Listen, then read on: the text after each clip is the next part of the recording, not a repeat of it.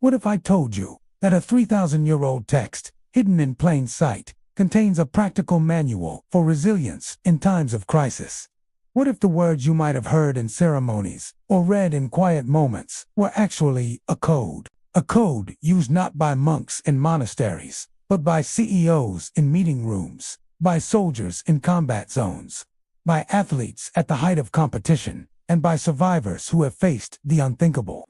This is the story of how Psalm 23, an ancient poem, became an unconscious guide to high performance and human self-improvement. We begin with the phrase that opens the code. "The Lord is my shepherd, I will not lack anything."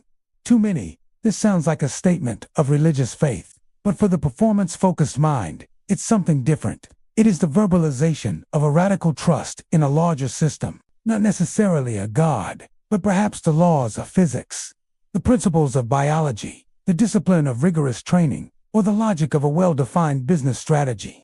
The pastor is his philosophy of life, his set of rules, his method. It is the certainty that if you follow the principles that you know work, the result will come. It is controlled delivery that allows an entrepreneur to invest millions in an idea, a surgeon to start a 12-hour operation, or a climber to take the first step on a mountain that has already taken lives. They have no control over everything, but they trust the system they have chosen. And in that confidence, they find the calm to act. The text continues. "He makes me rest in green pastures. He guides me to the still waters." Here, the code reveals its second principle, strategic recovery. In our culture of incessant productivity, rest is often seen as weakness. But the true titans of performance know that recovery isn't the opposite of work. It's part of it. The green pastures are the rituals of disconnection. For some, it's morning meditation.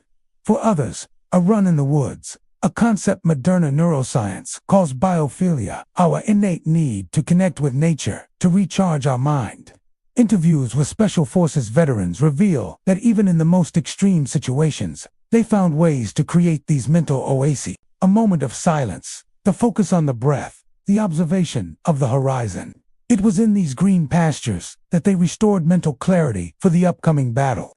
It's not about running away from reality, but about replenishing yourself to face it. And then we come to the heart of the journey, the most famous and perhaps the most feared passage. "Though I walk through the valley of the shadow of death, I will fear no evil, for you are with me." This is not a place to be avoided.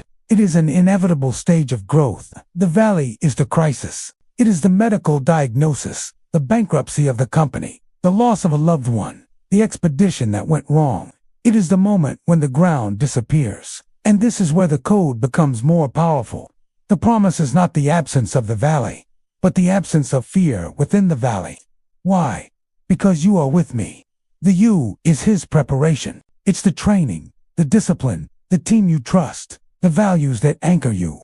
One climber who survived an avalanche told us, "In the chaos, I didn't think about dying.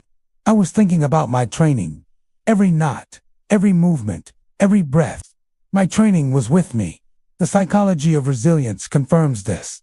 People who overcome trauma are not those who avoid pain, but those who find a purpose in it, who cling to an internal structure when the external world collapses. The scenario changes dramatically. From the dark valley to a feast. "You prepare a table before me in the presence of my enemies." This is not a revenge fantasy. It's a strategic positioning class. Your enemies are not necessarily people.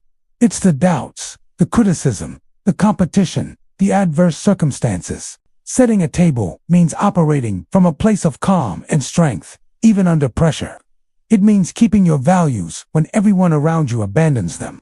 One CEO who led his company through a brutal financial crisis told us, "While everyone cut costs unethically, we doubled down on our commitment to our employees and customers. It was our table, and that's what saved us." It is the refusal to play the enemy's game.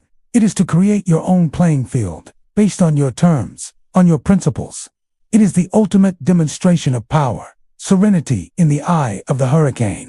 The code draws to a close, with a legacy promise. "Surely goodness and mercy shall follow me all the days of my life, and I will dwell in the house of the Lord forever and ever." This is the long-term vision. After the crisis, after the battle, what is left? The house of the Lord is not a physical place, but a state of being. It's the reputation you've built, the impact you've left, the wisdom you've acquired. It's the certainty that by living by this code of resilience, trust, and purpose, you build something that lasts, something that transcends the success or failure of a single moment. It is the peace that comes not from reaching a destination, but from knowing that you have walked the journey in the right way. So what does that mean for you? Perhaps you are not climbing Everest or leading a multinational corporation, but we all face our own valleys. The loss of a job, the end of a relationship, the struggle with anxiety. This code is not for superhumans. It's for humans who want to be super. Think about your life. What is your pastor? What system do you trust? Where are your green pastures? How do you recover and reconnect?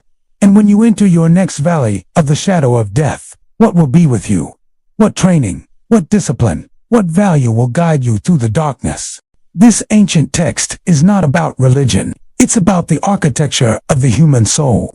It is a map to the inner strength we all possess. If this video has changed the way you view resilience, if it has opened a new door in your mind, share your reflection in the comments below. How has this perspective transformed something for you today? If these words resonated with your journey, if you felt the truth in them, show your support with a like. And if you want to continue to crack the codes of human performance and life purpose, subscribe to our channel.